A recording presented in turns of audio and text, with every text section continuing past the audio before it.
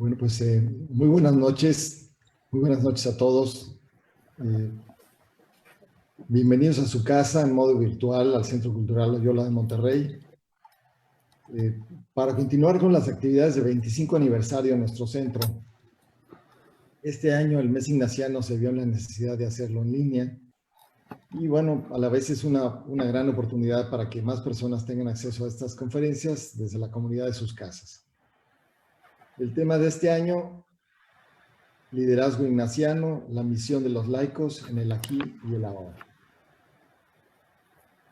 El día de hoy tenemos la suerte y el orgullo de que nos acompañe el Padre Diego Martínez, de la Compañía de Jesús, como nuestro expositor. El Padre Diego se integró a la Compañía de Jesús en 1963. Cuenta con un doctorado en Filosofía de la Educación en el ITESO en Guadalajara, una licenciatura en Filosofía y otra en Teología también, y también es contador público del TEC de Monterrey. Ha hecho estudios de espiritualidad ignaciana en Roma y en Quebec, y entre otras cosas fue fundador del Centro Ignaciano de Espiritualidad de Guadalajara, el CIE, rector de la Ibero en Tijuana, en Baja California, y actualmente es el superior de la comunidad jesuita en Monterrey, asesor del CBX Monterrey y asesor del Centro Cultural Loyola. Sin más, me gustaría ceder la palabra a Diego y agradeciéndole mucho el tiempo que nos da con esta presentación en su conferencia que se llama No hay relación con Dios fuera de la gratuidad, la fineza y la delicadeza de Dios. Diego, pues estamos a tus órdenes. Muchísimas gracias y bienvenido. Gracias, buenas noches.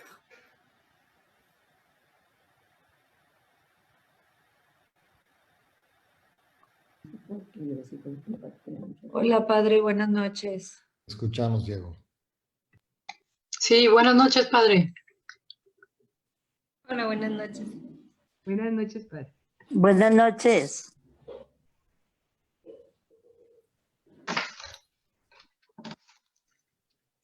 Buenas noches, padre.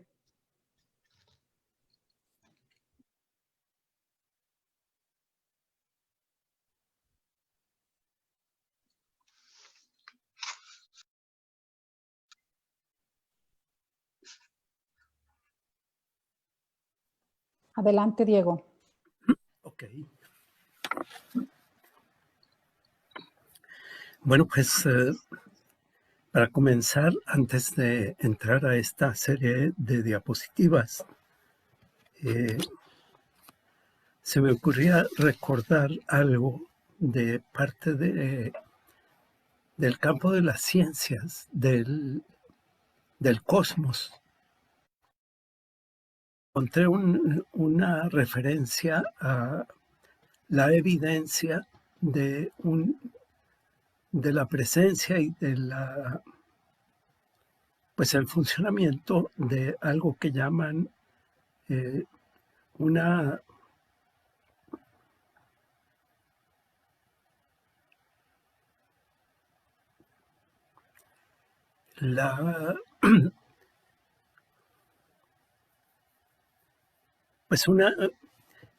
cómo en el universo está presente y operante lo que llaman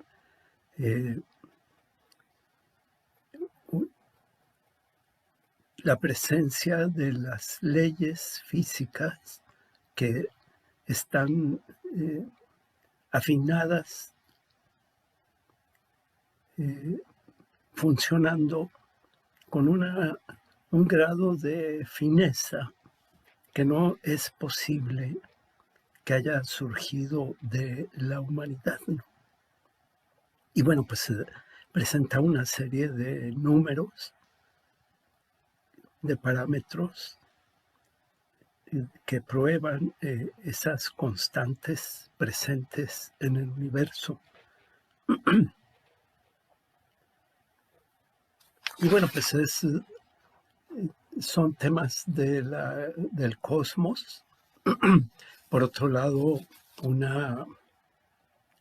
del diccionario, pues que al hablar de fineza y delicadeza de Dios, pues está hablando de una delicadeza extrema, sutil, en la acción, en el trabajo, en el gusto, etc. Y es una capacidad muy delicada que requiere una sensibilidad muy especial y un verdadero arte. Pues eso relacionado con la expresión de la fineza y la delicadeza de Dios. Y bueno, pues también podemos pensar en la delicadeza en lo que se refiere al trato, en la convivencia, en una familia, en un grupo de amigos. Se trata de la capacidad de apreciar a los demás sin miedo a querer, pero sin familiaridades invasivas, ¿no? Se trata de un esfuerzo porque de un modo espontáneo, por lo menos en los seres humanos, no puede brotar ese trato delicado, sino que es fruto de una autoexigencia personal. Y bueno, contra esa fineza y esa delicadeza, pues está la brusquedad, los modos ásperos y desapacibles de comportarse.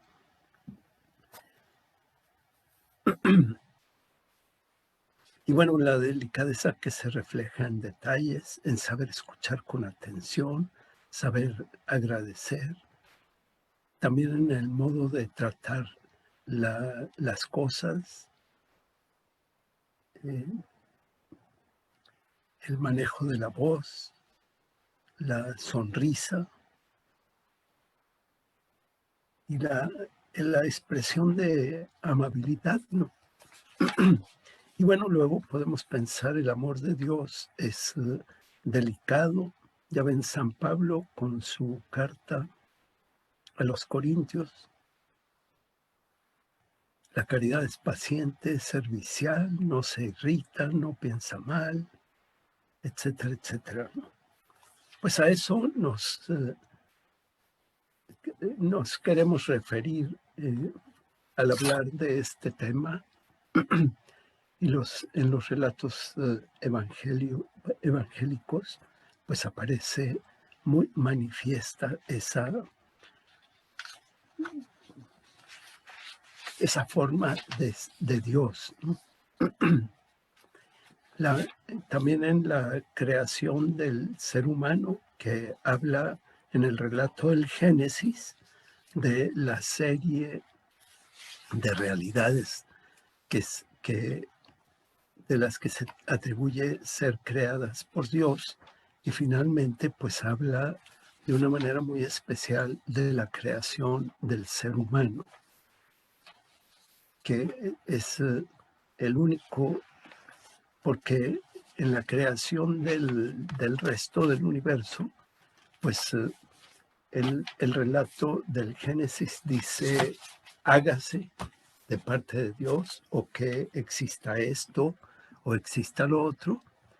Y cuando habla de la creación del ser humano, dice, bueno, pues Dios tomó un poco de arcilla y con esa arcilla formó al ser humano y le inspiró la vida, el espíritu, etc. Entonces, pues como que es algo que hay que tener presente y que hay que agradecer a Dios, ¿no? Esa fineza y esa delicadeza completamente gratuita. No es porque lo hayamos merecido, sino porque Él lo ha querido.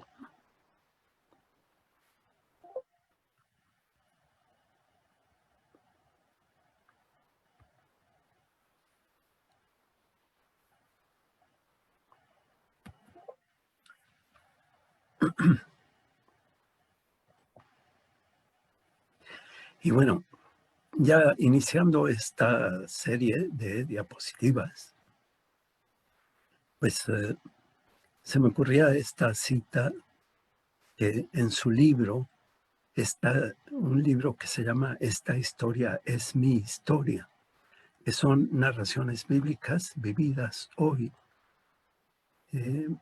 Es un libro de Dolores Alexandre y dice: nuestra vida personal y la vida comunitaria, entendidas desde la revelación de Dios, no consiste simplemente en un amasijo de anécdotas desconectadas y perdidas, casi sin sentido.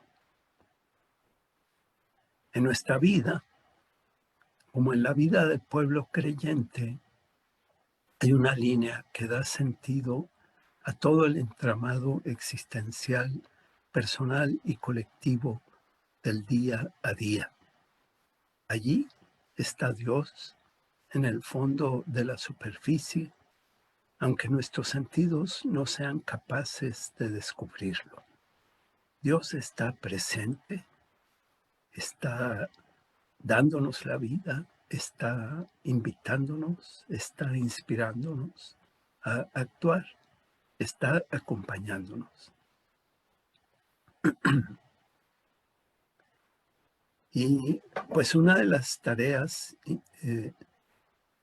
fundamentales de la catequesis debería consistir en ayudar a cada persona a aprender a percibir que Dios está presente en lo que alcanza a percibir. Es algo en lo que culturalmente no estamos tan entrenados.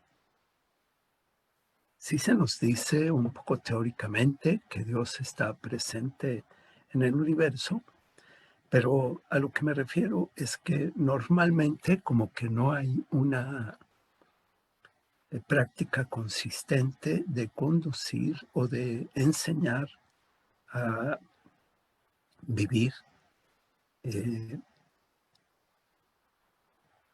y de percibir esa presencia amigable de ese misterio al que llamamos Dios.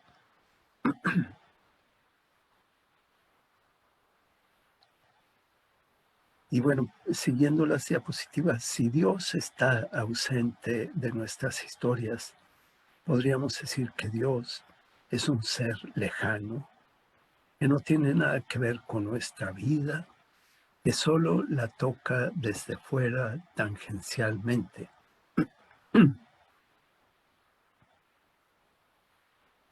Pero el Dios de quien nos habla Jesús y la Biblia toda es un Dios que decide hacerse compañero de los seres humanos.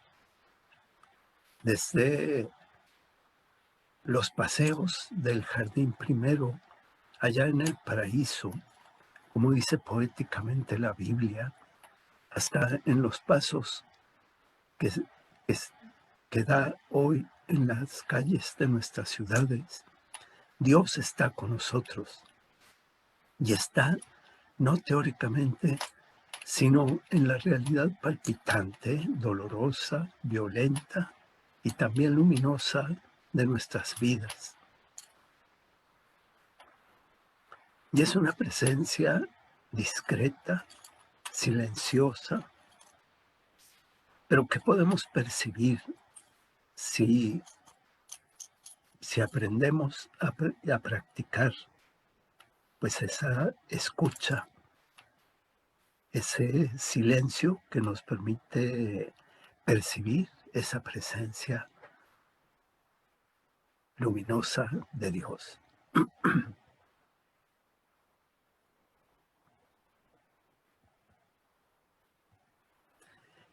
Y podemos decir también que no es posible para nosotros entender en plenitud nuestra historia personal y comunitaria como historia en la que Dios está entremezclado, nada más esforzándonos por descubrir intelectualmente cómo se entremezcló en la vida de los seres humanos en el pasado. Si buscamos intelectualmente ese entender cómo es eso de que Dios ha estado presente en los seres humanos, en la vida de los seres humanos en el pasado, pues como que es un poco lo que viene a las preguntas que nos planteamos, pero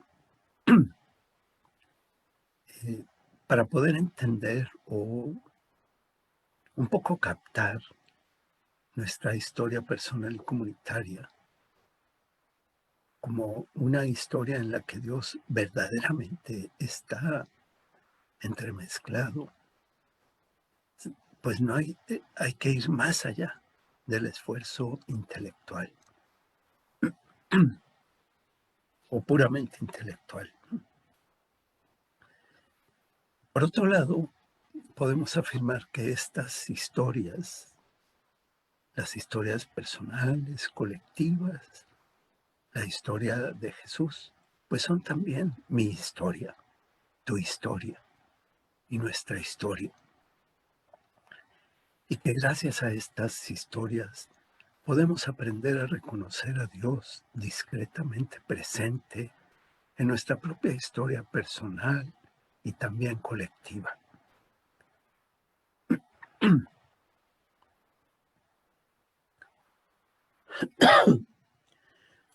Son las historias de la Biblia las que hacen posible que entendamos que nuestra historia es también una historia de salvación. Para que reconocida y vivida así, se vaya haciendo real nuestra salvación personal y colectiva.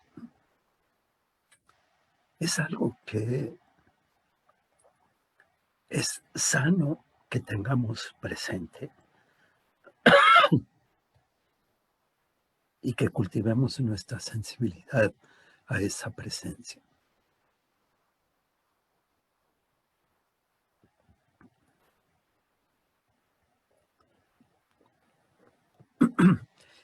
Y en ese sentido, pues podemos aprender a pensar y a decir, la historia sagrada de la humanidad nos enseña a ir percibiendo y viviendo también esa presencia palpitante, acogedora, fina, delicadamente respetuosa y luminosa de ese misterio amigable a quien llamamos Dios.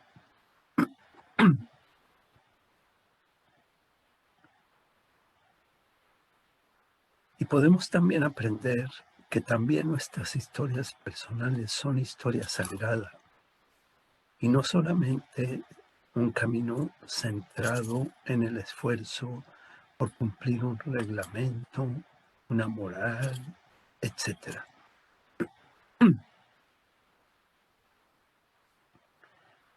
Desafortunadamente, esa historia sagrada, bajo el influjo creciente y predominante de la mente humana, se fue convirtiendo en un complemento para una catequesis muy condicionada por y centrada en la teología, entendida como una ciencia, como la ciencia teológica. Y bueno, pues la ciencia, aún la teología, la filosofía, como la psicología, como cualquier otra ciencia, pues son producto de la observación, del trabajo, de la descripción, de la narración, del resultado del esfuerzo por entender eso, esa realidad que llamamos Dios, en este caso, en el caso de la teología. Pero se trata de una teología muy sujeta y muy dominada por el esfuerzo del intelecto que nos fue conduciendo a la búsqueda predominantemente intelectual. De hecho, la definición de la teología es algo así como fides querens intellectum, una fe que esforzadamente busca entender. Y bueno, está marcado por lo que llamamos la ciencia, que es fruto del esfuerzo humano y que genera en nosotros, los seres humanos, una especie de certeza acerca de la capacidad de nuestro conocimiento, de nuestro cerebro para captar la realidad, para entenderla, para trabajarla, para conducirla. Pero ese predominio del esfuerzo personal, del intelecto, de nuestra mente, pues nos ha ido también como haciendo pensar que la única forma válida de conocimiento es precisamente la científica, el conocimiento científico. Y no le da la misma validez al conocimiento que se refiere o que tiene que ver con la sensibilidad, la percepción, por ejemplo, de la presencia de los demás, los fenómenos que se nos hacen presentes, como que hay un cierto orgullo o una cierta inseguridad cuando se trata de lo sensible, del ver, del escuchar, del sentir. Y en lo único que se tiene verdadera fe, digamos, es pues en ese esfuerzo del intelecto por entender.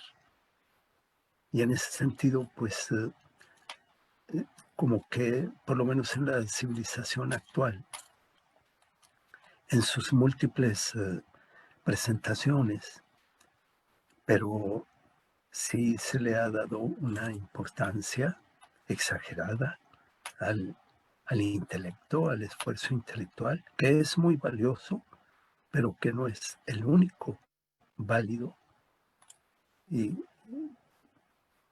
para conocer, para percibir, para entender otras formas de presencia.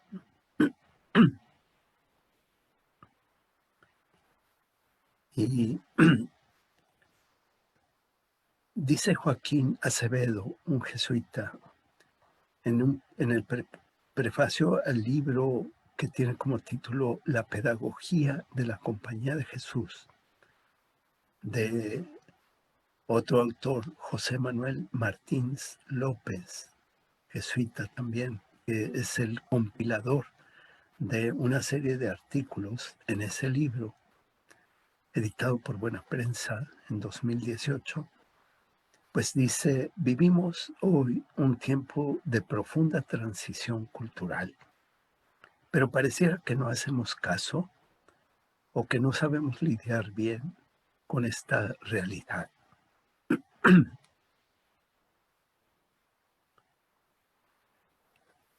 Y continúa diciendo que la velocidad a la que esta transición que se va dando y que se derrama sobre nuestro vivir cotidiano a la manera de una especie de tsunami, dificulta todavía más el esfuerzo por comprender los cambios que se están presentando y no permite prever con certeza cuáles serán las mejores decisiones con las que podemos ir construyendo el futuro.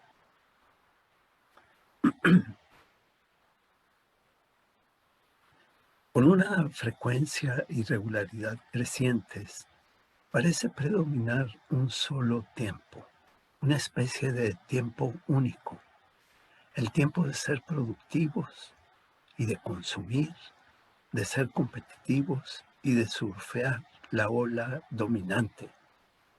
Se refiere un poco a la vida, ¿no?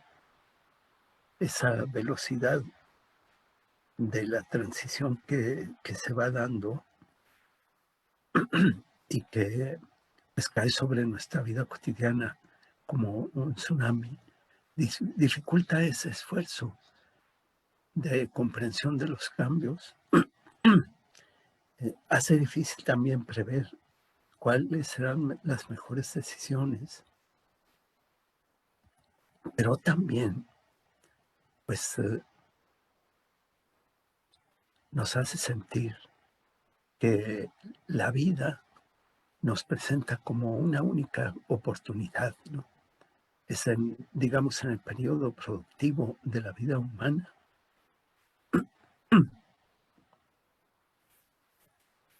como que es un tiempo único, irrepetible, es ese tiempo de ser productivos, para consumir, para competir, para surfear y sobrevivir a la ola dominante.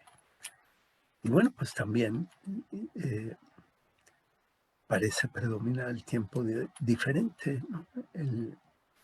Sobre el tiempo diferente, el de detenerse y contemplar, de mirar fijamente, de disfrutar, porque culturalmente pues tiende a considerarse como un tiempo inútil, desperdiciado. Y además el acceso incontrolado e inmediato a la información, el proceso por el cual no solo lo inmediato sustituye cualquier mediación, sino que el torrente de información se transforma en una acumulación arbitraria y caótica de casos concretos, incontables. Y todo esto hace cada vez más difícil y trabajoso lo que podemos llamar el esfuerzo por hacer el discernimiento personal, que nos permite poder responder a las preguntas que se nos plantean en la vida de ¿a dónde voy y a qué?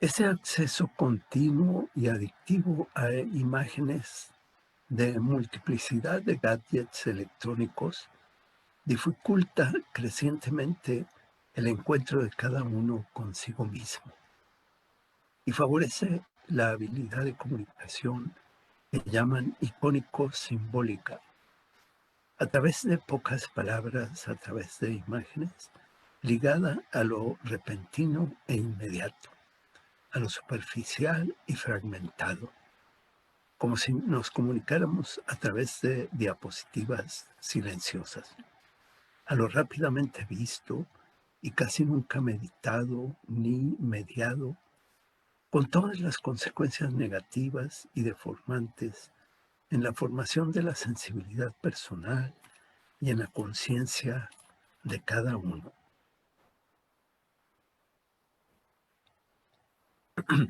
Está presente también una especie de culto al consumismo permanente, un consumismo que conduce al vacío y a la decepción, como dice este autor francés, Lipovetsky, en alguno de sus libros, que genera ese consumismo que nos conduce a ese vacío y a esa decepción, y que genera perturbación en los niños y en los jóvenes, angustias y laxismos aparentemente inexplicables.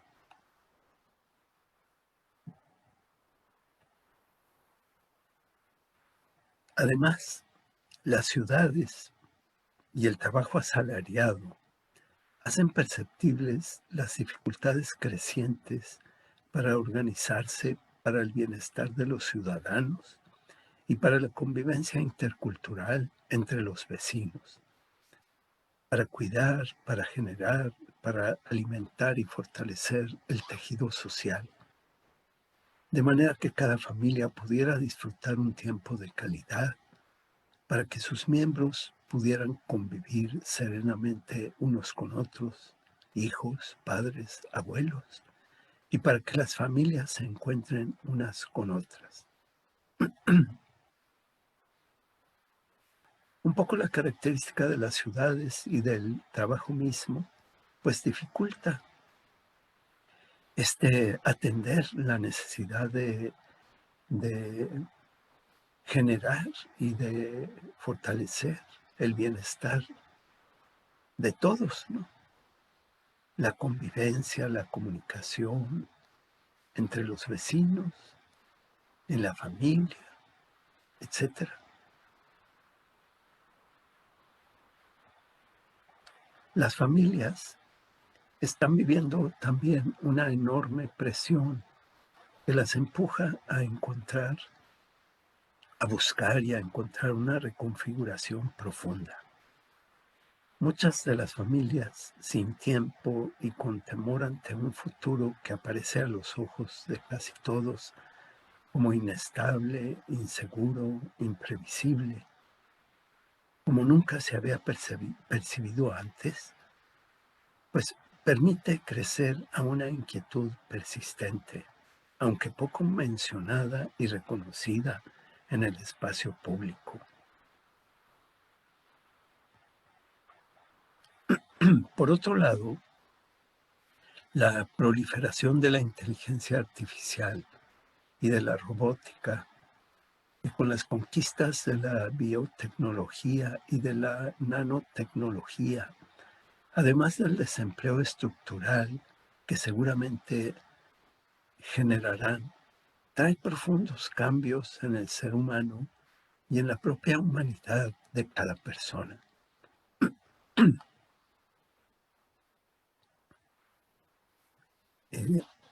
Y se habla de un sistema de escolarización teóricamente obligatoria para todos hasta los 18 años aproximadamente, diseñado de manera que ocupa casi la totalidad del tiempo social o de socialización de niños y jóvenes, y que tiende a favorecer el seguir la corriente y entrar en la misma aceleración y vértigo, sin permitir tomarse el tiempo para la escucha mutua, para la construcción de narrativas ligadas a la identidad y la expresión individual. Y todo esto contribuye a alejar a las personas de sí mismas y de su vocación personal.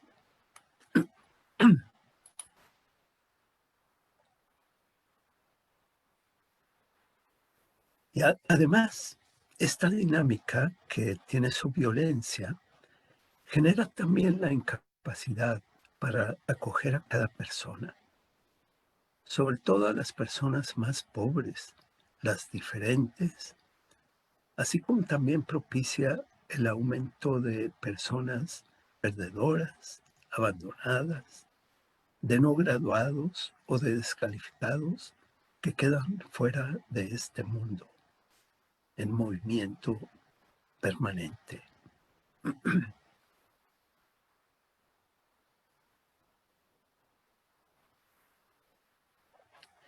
Y el silencio y la escucha para una educación y una cultura de rostro humano, pues hace ver que es necesario aprender y enseñar a detenerse, a hacer silencio, a escuchar, a crecer en la profundización de los saberes, de las competencias, de los valores. Sin contemplación es imposible la cultura, dice Byung-Chul Han, un coreano que se especializó en filosofía en Alemania, y en su libro esta frase, esta afirmación: sin contemplación es imposible la cultura, aparece en un libro de este autor que se llama El aroma del tiempo, un ensayo filosófico sobre el arte de demorarse.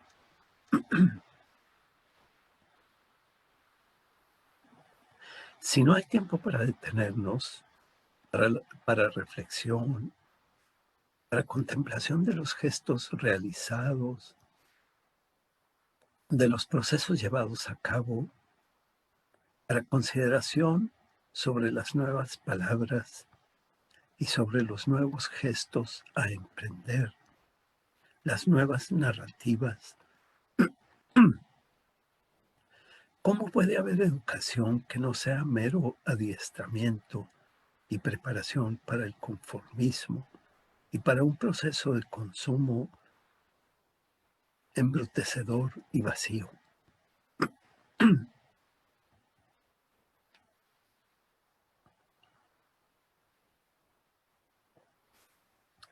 Siguiendo esta afirmación de este filósofo coreano-alemán, sin escuchar el silencio en sí mismo, nadie se oye a sí mismo.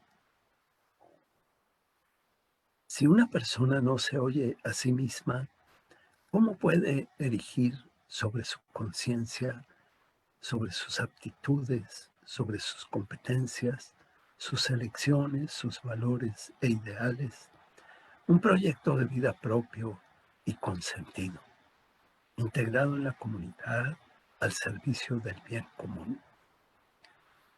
Es necesario y es imprescindible ese silencio, escuchar ese silencio en sí mismo, que es lo que permite escucharnos a nosotros mismos, a nuestro corazón. Escucharse a uno mismo.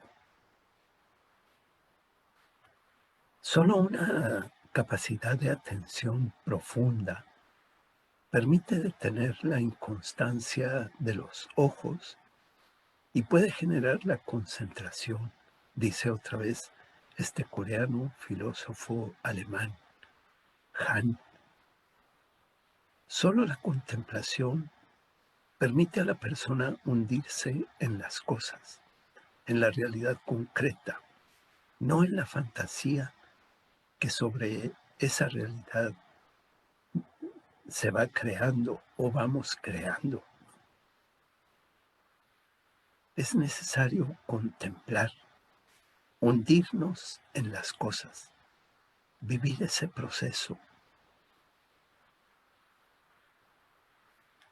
Pues para encontrarnos con ese Dios discreto, delicado, con esa fineza, esa presencia amigable.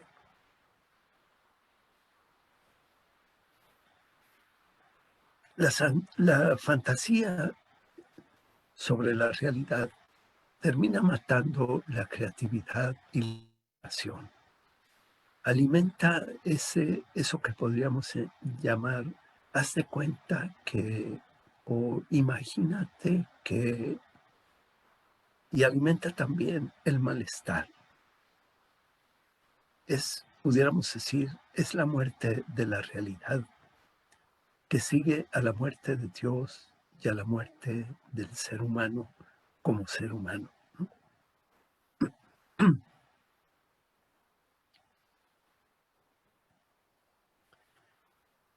Y bueno, en todo esto, la interioridad constituye una dimensión con la que la educación del ser humano tendría que estar más comprometida.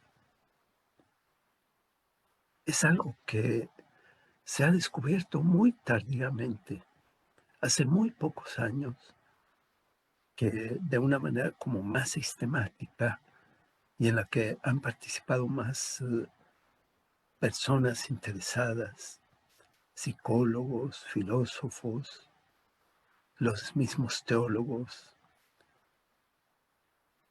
que muy recientemente se ha ido surgiendo la presencia y la necesidad de conocer, de estudiar, de profundizar en esto que llamamos la interioridad, ¿no? Que es una dimensión que deberíamos de procurar educar siempre. No necesariamente, no termina este cultivo de la interioridad únicamente en lo religioso. Tiene que ver con todos los temas en la vida, con todas las realidades de la vida. eso que llamamos la interioridad. Hay que conocer. Si habláramos en términos de la informática, de los aparatos, pues sería conocer esa aplicación para poder manejarla con sabiduría, con agilidad, de una manera útil. Pero ahí está, porque nuestra cultura no valora esa dimensión de los seres humanos. En este término de interioridad podemos incluir la perspectiva sociocultural de que es fundamental la dimensión valoral y la dimensión antropológica que nos enseñe a acoger y a promover a cada uno como persona, con su subjetividad, su conciencia, su conocimiento de sí mismo, en su capacidad para forjar y construir un futuro en solidaridad y en justicia con los demás. Es decir, que tiene que ver con la autonomía y con la responsabilidad de la persona. Esa dimensión valoral y esa dimensión antropológica que tiene que ver con la interioridad, pues es fundamental para nuestro proceso de humanización. Y en realidad se puede decir que no es posible que cada persona construya su proyecto de vida sin antes encontrarse consigo misma y también con los demás. Y tampoco es posible sin antes amar y ser amados, sin antes dar y recibir, sin narrar el pasado y el presente y sin describir un proyecto, sin desear un futuro personal y común que sea más humano y más digno para cada uno, y sin dedicarse a servir a los demás, sobre todo a los que están más alejados del acceso a una vida digna. Por eso esta afirmación: no es posible construir un proyecto de vida sin antes dar esos pasos. Ese encuentro con uno mismo, ese encuentro con los demás, ese amar y ser amados, ese dar y recibir, ese narrar el pasado y el presente y describir un proyecto.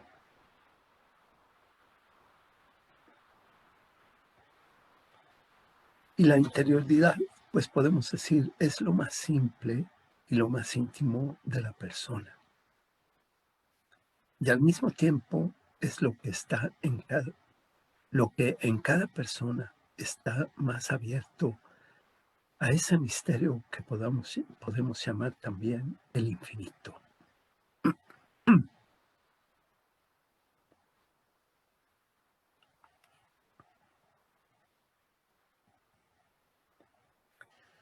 Y abarcar la interioridad y comprenderla, pues requiere una pausa,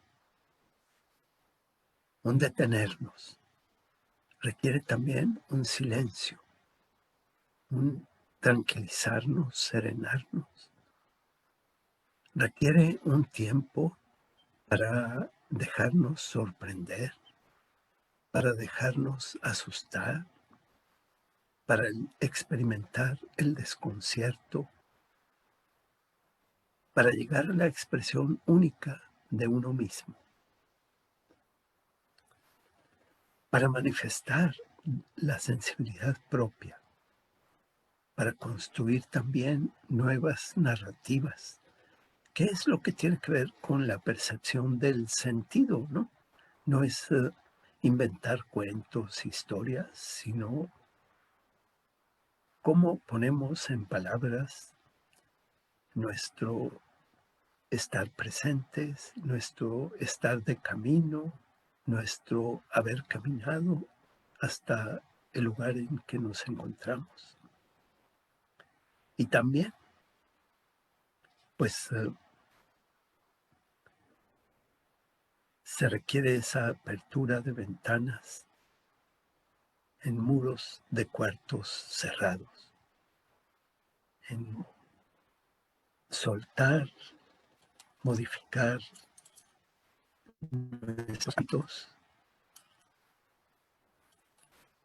nuestros hábitos intelectuales, nuestros hábitos de trabajo, nuestra forma, nuestros esquemas mentales, recuperar la libertad en ese sentido, ¿no?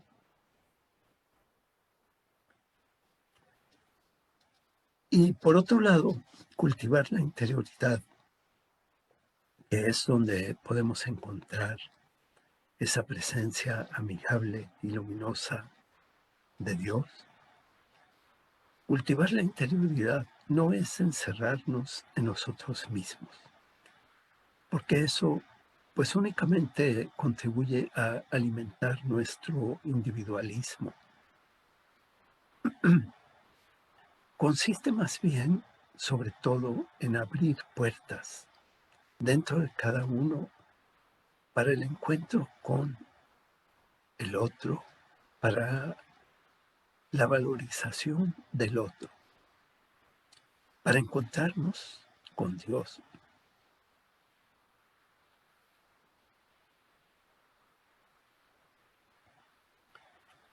En el encuentro con uno mismo, en esa expresión de Emmanuel Levinas, pues muy poética, que se refiere al encuentro consigo mismo. En el mirar en paz los ojos que nos miran, dice Levinas, el ser humano encuentra el lugar donde cimentar esa ida al encuentro del otro, donde puede cimentar el ser para y con el otro. Después de todo, la razón de nuestro vivir no tiene sentido si estamos únicamente autocentrados en nuestra burbuja, desconectados de los demás y de la realidad. Y en ese contexto, pues podemos decir, cultivar la interioridad es abrir las puertas hacia afuera para la belleza de las personas y del mundo, para la ternura y para la gracia que nos habita y que puebla esa ternura y esa gracia y esa belleza, pueblan la naturaleza y nuestra casa común, de la que formamos parte.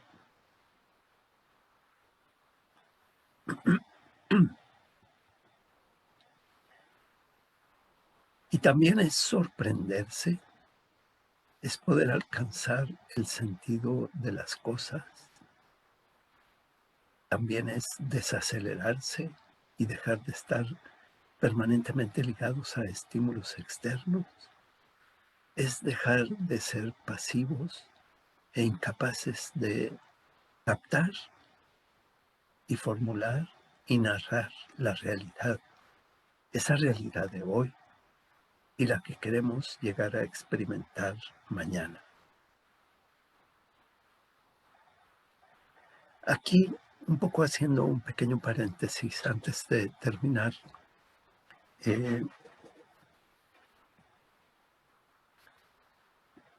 yo quería compartir con ustedes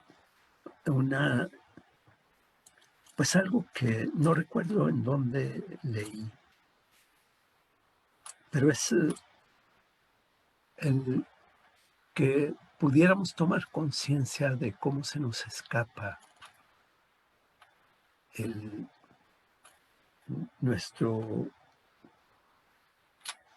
nuestra captación o nuestra percepción o el producto de nuestra sensibilidad para percibir esa presencia amorosa, atenta, delicada, fina de Dios.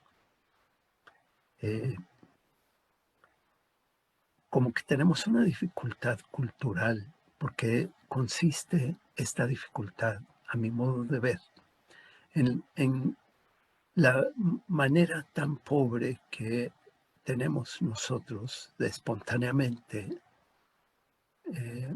y ordinariamente para captar el mensaje profundo, por ejemplo, de las escrituras, de la Biblia, de lo que se nos quiere, de todo aquello que ha llegado a nosotros en el vehículo de la herencia cristiana, la visión cristiana que hemos heredado y nuestro poco o pobre entrenamiento de nuestra sensibilidad, de nuestra percepción, para captar como el misterio que se nos oculta. No se nos oculta ese misterio de Dios y ese misterio de la profundidad de los demás y de la profundidad de la realidad. No se esconde porque alguien le haya o nos haya advertido que hay que esconderse, ¿no? Lo que pasa es que nuestra capacidad de percibir la aplicación que hay en nosotros para percibir eso que llamamos la realidad en toda su profundidad y en toda su riqueza, no hemos logrado tener el acceso completo a conocer esa aplicación, hablando en lenguaje de computadora, esa aplicación que hay en nosotros que nos permitiría percibir un poco más profundamente y más con una velocidad mayor, no tan milimétrica, que hemos necesitado, que ha sido necesario que pasen siglos y siglos, milenios, en el caso del cristianismo, 2 milenios, para que lentamente podamos ir entendiendo parcialmente lo que se nos quiere transmitir con el mensaje de la fe. Tenemos un conocimiento todavía como muy, muy burdo,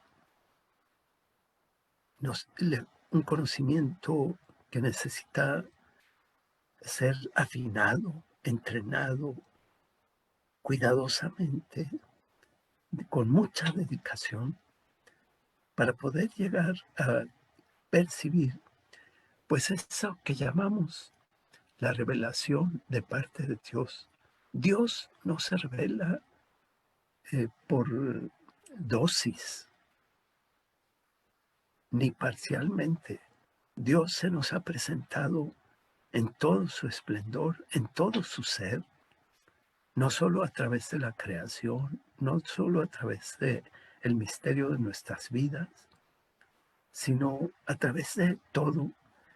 Pero nuestro avance como humanidad es lento, es burdo. Necesitamos pulir ese conocimiento, esa idea que nos vamos haciendo de la realidad, de su profundidad, del misterio de lo sagrado, de lo luminoso. Y bueno, pues llevamos algunos siglos, algunos milenios, una cantidad enorme de tiempo y vamos lentamente. Por alguna razón decía Teilhard de Chardin que nosotros somos parte de la materia y la materia ha ido a través de nosotros llegando a la capacidad de la conciencia, a la capacidad de ese misterio del conocer. La materia no es algo absolutamente inerte. estaba adormecida en la materia esa capacidad de ser conscientes, esa capacidad de percibir, esa capacidad de sorprenderse.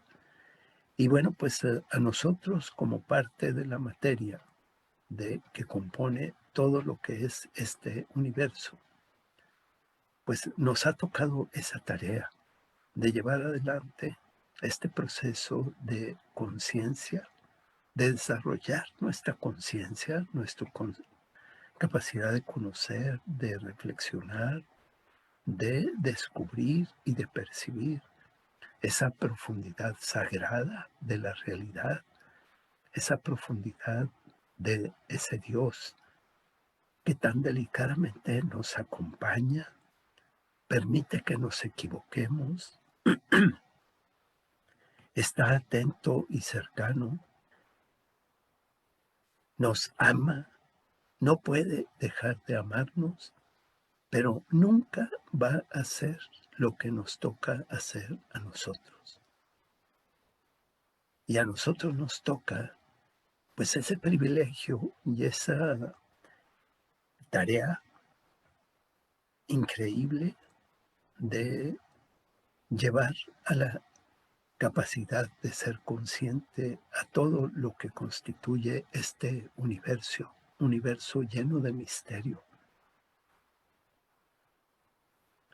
Y bueno, pues en esta cercanía amigable, luminosa, inspiradora, protectora de Dios, allí es donde podemos como limpiarnos los ojos para poder ver, para poder captar esa fineza, esa delicadeza de Dios, esa paciencia, ese compromiso de Él y ese misterio del universo también, con el que tenemos que ver más de lo que creemos. Eso sería verdaderamente alcanzar el sentido de las cosas. Y bueno, curiosamente necesitamos desacelerarnos y de dejar de estar permanentemente ligados a estímulos externos para percibir eso que tan misterioso y tan maravilloso. El dejar de ser pasivos, incapaces de captar y de narrar la realidad en su plenitud, esa realidad de hoy y la que queremos experimentar mañana.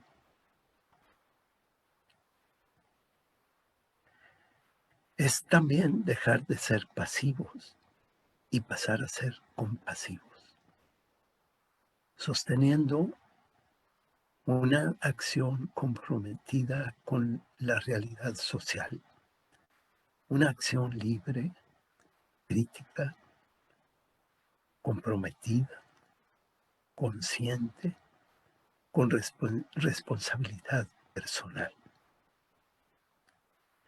Pues creo que solo así podremos ir avanzando en este conocer y percibir siempre desde nuestros límites esa presencia misteriosa y amable de ese misterio al que llamamos Dios.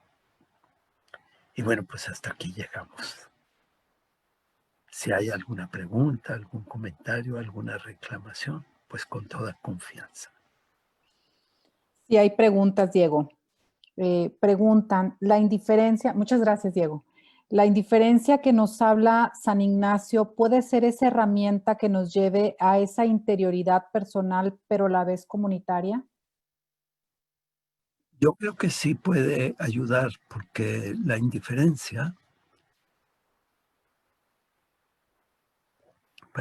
la diferencia, y precisamente en estos días alguien me preguntaba algo parecido.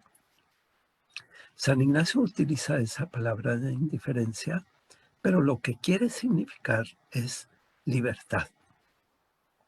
Lo que nos recomienda es cultivar nuestra libertad respecto a nuestras necesidades. Que no quedemos condicionados, que no perdamos la libertad por las necesidades que experimentamos, que no nos hagamos dependientes, porque San Ignacio habla de indiferencia en el contexto de si tengo más salud o menos salud, si tengo enfermedad o si tengo salud, si tengo riqueza o si soy pobre. Y que muchas veces dependemos de esas circunstancias para sentirnos tranquilos, para confiar en nosotros mismos, para sentirnos aceptados. Pero lo que dice San Ignacio, confía en ti, no confíes de manera dependiente de nada ni de nadie. ¿No? Y a eso le pone ese nombre de indiferencia. No sé si responda a la pregunta, pero... Yo creo que sí. Pregunta, ¿nombre del libro del autor coreano-alemán? Ay, bueno, me tengo que devolver para encontrarlo. ¿El aroma del tiempo? Sí, El aroma del tiempo. Gracias, Carmen. Nombre del libro del autor, ok. Pues bueno, dicen que no quieren que se acabe el mes ignaciano, que continúen las conferencias. Muchas gracias, Diego. No sé si alguien por aquí, bueno, aquí hay una pregunta. ¿A qué cuenta? Bueno, no, esa es otra cosa. No te preocupes, ahorita te digo, Felipe. No sé si tengan alguna pregunta a alguien que quiera hacer. Puede abrir también el micrófono y preguntarle a Diego. Dice, ¿cómo desarrollamos la interioridad en los niños?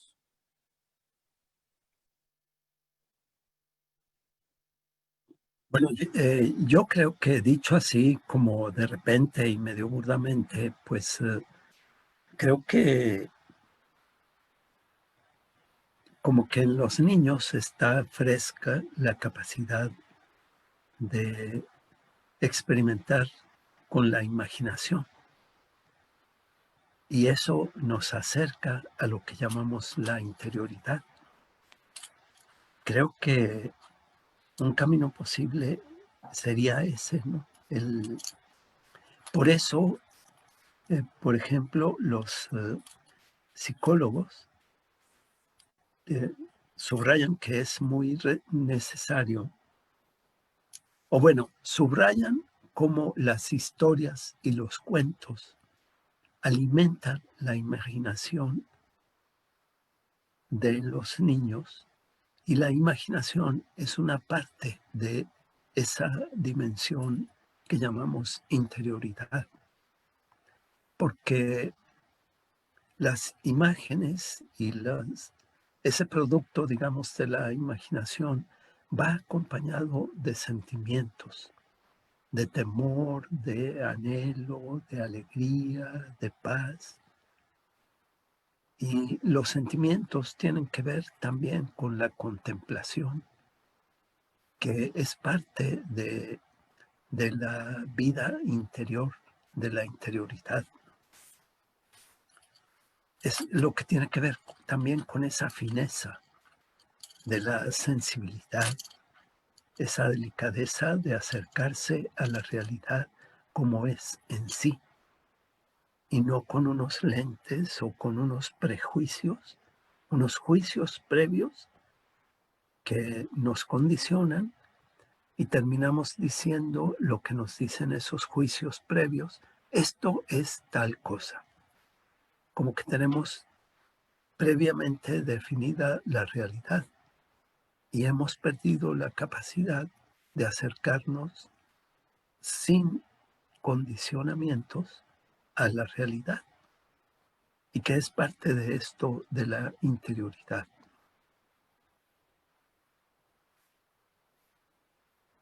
Preguntan, ¿dónde pueden encontrar más contenido sobre la comunicación icónica simbólica? Eh, en este momento no tengo presente algún título de libro. Sí existe en todo lo que tiene que ver con esta rama del estudio de la literatura, por ejemplo, lo que llamamos semiología. Es algo así como el uso o la ciencia o el conocimiento para utilizar las señales a través de las cuales nos expresamos, ¿no? Son las señales, son como las parábolas de Jesús, como los cuentos de los niños. Entonces, por allí está ese tipo de términos. Icónico, bueno, algo que se subraya mucho respecto de los íconos o iconos es que la manera, por ejemplo, como los utilizan allá más en el oriente, digamos, entre los ortodoxos, por ejemplo, cristianos ortodoxos y por allí, es aprender a dejarse ver por la imagen que está en el icono. Es eso, es como decir, descansa tu mirada y déjate ver, déjate percibir y experimenta la mirada dirigida hacia ti, ¿no? Creo que nos puede dar un poco idea de la palabra por la que preguntaban, ¿no? Bueno, yo creo que esta sería la última. ¿Cómo se relaciona la interioridad con la educación? Bueno, yo pienso que es algo fundamental, ¿no? Porque yo creo que todavía no estamos libres de una dinámica que se da en la educación, que es como aprender, aprender, aprender, aprender. Instrucciones, métodos, protocolos,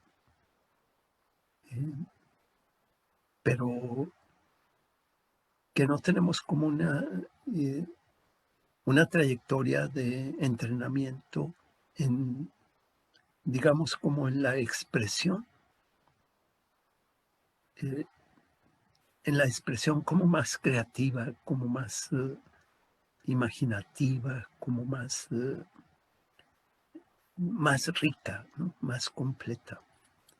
Somos capaces de memorizar, de definiciones, de títulos, etcétera, etcétera, pero lo importante es como la intelección sin quedar sometidos a los esquemas, a los protocolos, pues pienso así de la manera que predomina en la educación, ¿no? Desde preescolar hasta profesional y doctorados y todo eso. Como además un apoyarse exageradamente en la herramienta que es la mente, ¿no? Por eso vivimos bajo el predominio de la mente y hay que liberarnos también. Pues te dan mucho las gracias por la charla.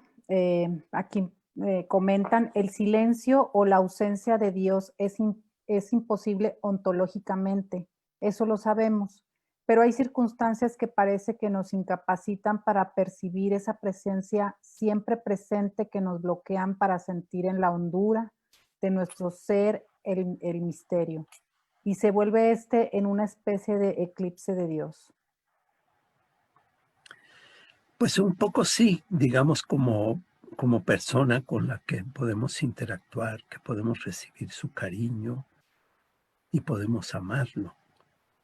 Pero es una cultura muy entrenada en el ejercicio del intelecto, precisamente, ¿no?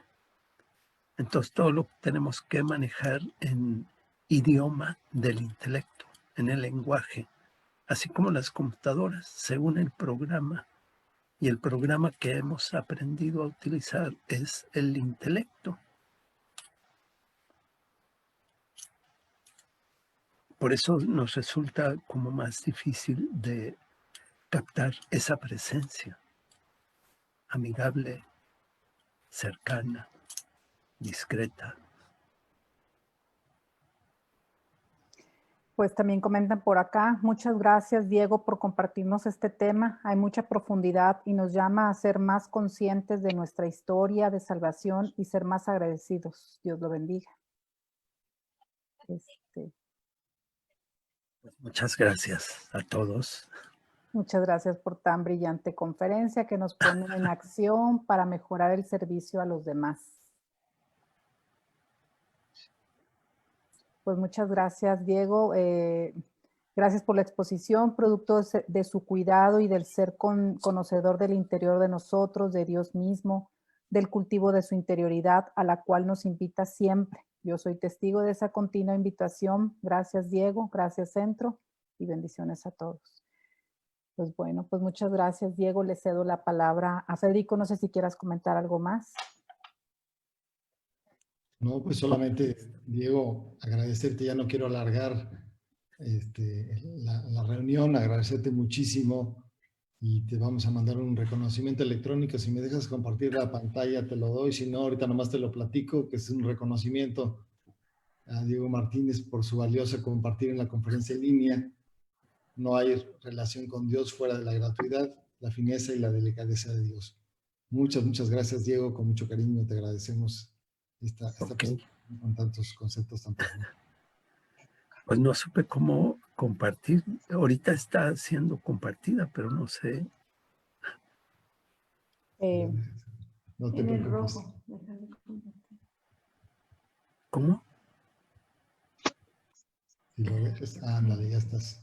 Ahí está. Es que yo ya, ok. Ahora sí. Ahí ya está. tienes tu diploma. Ah, Ay, ahí está. disculpen, yo le quiero dar las gracias al padre, qué pena que salió como Gena Velázquez, no sé quién sea Gena Velázquez, pero me imagino que es una alumna de ahí de Monterrey. Le quiero dar gracias, padre, soy Alicia, le mando muchos saludos y Dios lo siga bendiciendo mucho. Muchísimas gracias. También de parte de Gena Velázquez, que está en el Centro Loyola de Ciudad Victoria, Tamaulipas, y que soy yo. Muchas gracias, Padre Diego. Gracias, igualmente. Pues muchas gracias por habernos acompañado.